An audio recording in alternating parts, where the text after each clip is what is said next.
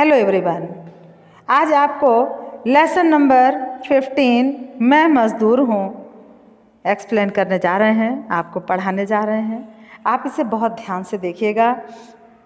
क्यों लेखक ने यहाँ पर मज़दूर पर ही क्यों टीका टिप्पणी की है, वो आगे समझाते हुए कह रहा है कि मजदूर का जीवन कैसा है, कर्मठता का जीवन है। प्रस्तुत पाठ में लेखक ने सृष्टि के निर्माण में मजदूर के योगदान का लेखा जोखा देते हुए उसकी पीड़ाओं को व्यक्त किया है। अब हम आगे देखेंगे। मैं मेहनतकश मजदूर हूँ। कैसा हूँ? मैं मेहनतकश मजदूर हूँ। आदिम मानव से लेकर आज की सभ्यता की सीढ़ियों तक मेरे हथौड़े की चोट है। जमाने का दौर बदला, जमाने का दौर बदला, काल चक्र की गति बदली। मैंने कभी ज़मीन पर पीठ तक नहीं टिकाई। मेरे बाजू पर जमाना टिका है, घुटनों पर अलकस दम तोड़ती है। मेरे कंधों का पर भूमंडल का भार है, उसे उठाने वाले एटलस के साथ। पर मैं जो भी हूँ कभी गर्दन नहीं मोड़ता। यहाँ लेखक क्या कह रहा है? लेखक कहता मैं मेहनतकश मजदूर हूँ, मैं एक अत्यंत परिश्रमी व्यक्ति हूँ, मैं मजदूर हूँ। और आज से नहीं, आदिम मानव से, जब से ये मानव जीवन चला है तब से और आज की सभ्यता मेरी सीढ़ियों पर मेरे हथौड़े की चोट के ज़माने की दौर बदला। कहता है कि मेरे ही हथौड़े की चोट से ये ज़माने का दौर बदला। क्यों? गांव थे, गांव से शहर बसे, शहर में इमारतें, ऊंची ऊंची इमारतें, ऐतिहासिक स्थल, ये सब बनाने वाला कौन था? एक मजदूर ही था। और क्या कहता है कि मैंने कभी ज़मीन पर पीठ तक नहीं टिकाई। मेरे बाजू पर जमाना टिका है, घुटनों पर अलकस दम तोड़ती है। मेरे कंधों पर भूमंडल का सार है, उसे उठाने वाले एटलस के साथ पर मैं ही हूँ। पर मैं जो भी कुछ करता हूँ कभी गर्दन नहीं मोड़ता, कंधे नहीं डालता, उन्हें बदलता तक नहीं। क्या कहता है कि मैं आराम करने लगूं। लेखक क्या कहता है? यदि मैं आराम करने लगूं तो गजब हो जाए, दुनिया लड़खड़ा कर गिर पड़े, जमाने का दौर बंद हो जाए। पर मैं कंधे नहीं डालता, न डालूंगा। मैंने निरंतर निर्माण किया है, विध्वंस न करूंगा। मैं निरंतर निर्माण ही करता हूं, मैं कभी विध्वंस नहीं करता। यदि करना हुआ तो क्या करूंगा? पुनर्निर्माण करूंगा, जिसके लिए मैं कभी थकता नहीं, मुझे कभी थकान महसूस नहीं होती, मुझे कभी उबाई नहीं आती, कभी ऊबता नहीं। यहाँ पर लेखक मजदूर की, उसके परिश्रम की कल्पना करते हुए, उसकी चर्चा करते हुए, उसकी पीड़ा को व्यक्त करते हुए बता रहा है। क्या कहता है कि मेरे निर्माण की परिधि की व्यापकता अनंत है। मैंने एक जगह काम नहीं किया है, मैंने तो पूरे विश्व को संवारा है, पूरी धरा का सुंदर निर्माण किया है। मेरे निर्माण की परिधि की व्यापकता अनंत है। उदयाचल से अस्ताचल तक, कहाँ से शुरू होता है उसका कार्य? जहाँ से सूर्य उदय होता है और जहाँ तक सूर्य अस्त होता है। क्षितिज के छोरों तक हजारों वर्ष पहले कलयुग भी जब कभी अंतराल के गर्भ में था तो मैंने नदियों के बहाव रोक दिए। बहाव जो अभी ताज़ा थे, प्रखर प्रगति वेग से प्रेरित थे, उन बहावों को रोककर मैंने शुभ्र स्थित हद बनाए, बांध से घेर कर डैम बनाए, जिन पर पर्जन्य विरहित भूमि की उर्वरा शक्ति अवलंबित हुई। मतलब मैंने सिर्फ निर्माण ही नहीं किया है, भूमि की उर्वरा शक्ति बढ़ाई है, पानी को रोककर बड़े बड़े डैम का निर्माण कर दिया है, और बढ़ते हुए समुद्र को मैंने जल से सुखाया है, दलदलों को ठोस जमीन का जामा पहनाया है, और तो और उस पर फसलों की हरी धानी क्यारियाँ भी दौड़ाई हैं। मैं मजदूर हूँ, मैंने ये सारे निर्माण, सारे कार्य अपने परिश्रम से इस धरती पर किए हैं। आगे क्या कहता है कि मैंने जब पहाड़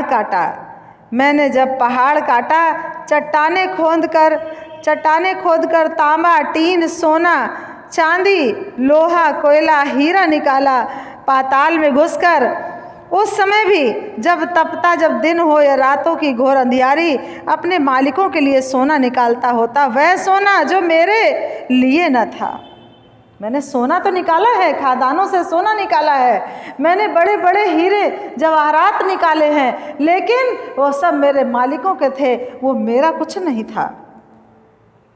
कोयले की खानों से अमेरिका की नई दुनिया तक, जर्मन की छाती फाड़ कर मैंने चमकते लोहे से कठोर हीरा निकाला। दक्षिणी अफ्रीका में आज भी निकाले जा रहा हूँ, पर उसकी चमक के नीचे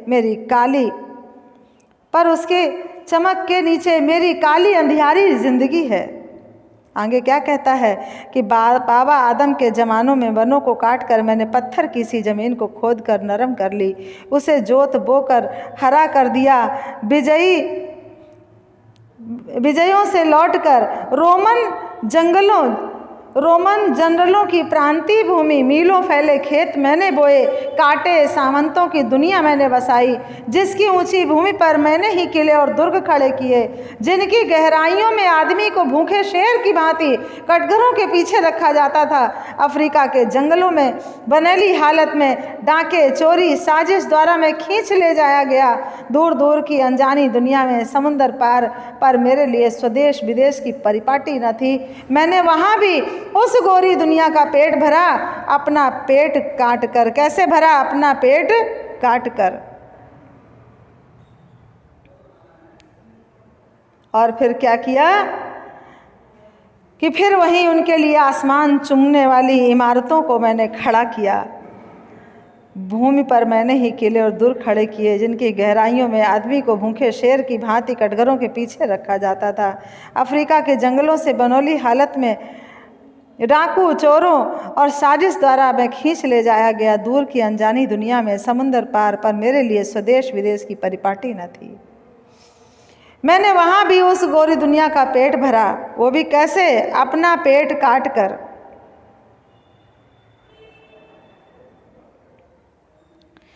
अपना पेट काट कर संसार को अघा देने वाली माने जो लोगों की इच्छाओं की पूर्ति कर देने वाली उपज के बीच भी भूखा रहकर फिर वही उनके लिए मैंने आसमान चूमने वाली इमारतें खड़ी की, जहां एक एक गांव में नगर की संख्या बसी। मेरी झोपड़ियों से लोग घृणा करने वाली दुनिया बन गई। जिनके घर हैं, जिनकी ऊंची इमारतें हैं, वो क्या करते हैं? झोपड़ियों को तो स्नेह नहीं देते, उनको तो हे दृष्टि से देखते हैं। आगे क्या कहा कि मैं जमीन को खोद कर उसे जोत बोकर सोना उगलने पर मजबूर करता था, पर वही सोना खुद मेरे लिए न था। मेरे लिए तो वह सोना आग था जिसे छूकर मुझे शूल की नोक पर चलना होता था। मुझे उस फसल को काट कर उसाकर राशि देना था, पर उसका एक दाना भी छूना मेरे लिए मौत का परवान था। तिल तिल मरने का उन पीड़ाओं का जिनके लिए मनुष्य की मेधा ने एक से एक जतन प्रस्तुत किए। हाँ, मुझे उस कटे खेत की जमीन पर अब चिड़ियों की भांति फिरने का अधिकार था। आगे लेखक क्या कहता है कि जहाँ कभी कोड़ों की चोट सीने पर झेलते हुए मैंने अन्न की राशि खड़ी की थी कि मैं अपना आहार मिट्टी में पड़े कणों में से चुन लूं, तब कणाद का तप मैंने पूरा किया। कणाद क्या है? वो धूल कणों में बड़े परिश्रम से उगाए गए मेरे जो दाने हैं, बस उन्हीं के द्वारा ही मैं अपनी इच्छाओं की पूर्ति कर सका। आगे लेखक क्या कहते हैं कि हाँ, मैं उस जमीन के साथ बंधा जरूर था। उस जमीन की तरह मैं भी निरीह था। निरीह माने बेचारा। जमीन बेची जाती थी, मैं भी उसी के साथ जानवरों के साथ जाता था। ना उस जमीन को अपनी उपज खाने का हक था और ना ही मुझे। पता है आपको पहले के समय क्या होता था कि दास प्रथा थी। जिनकी ज़मीनें होती थी, उस ज़मीनों पर जो काम करने वाले मजदूर होते थे, वो भी उनकी ज़मीन के साथ ही खरीद लिए जाते थे। तो वो अब जहाँ भी वो रहते हैं, जहाँ भी निवास करते हैं, वहाँ तक उन्हें जाना पड़ता था, उनकी दासता को स्वीकार करना पड़ता था। यही इसी की बात को लेखक ने यहाँ पर कहा है।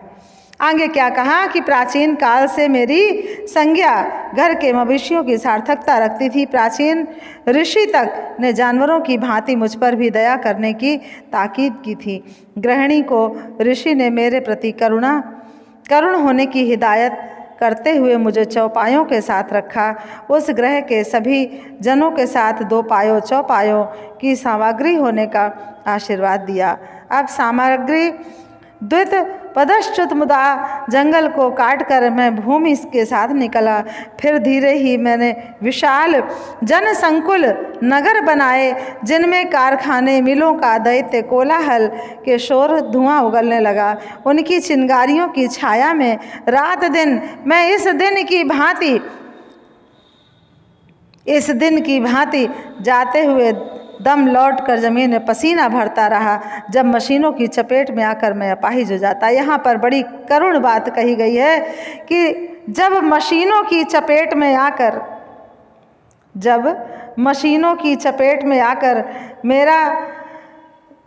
मेरा अंग कोई कट जाता या मैं अपाहिज हो जाता, तब मेरा नाम रजिस्टर से खारिज कर दिया जाता।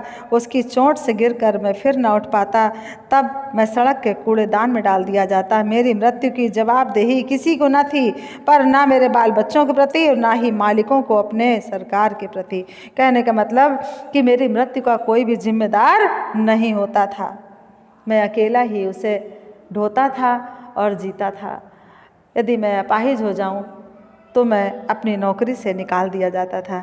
हेलो बेटा, इसके बाद की आगे की वीडियो अब हम दूसरे पार्ट में आपको दिखाते हैं। Thank you.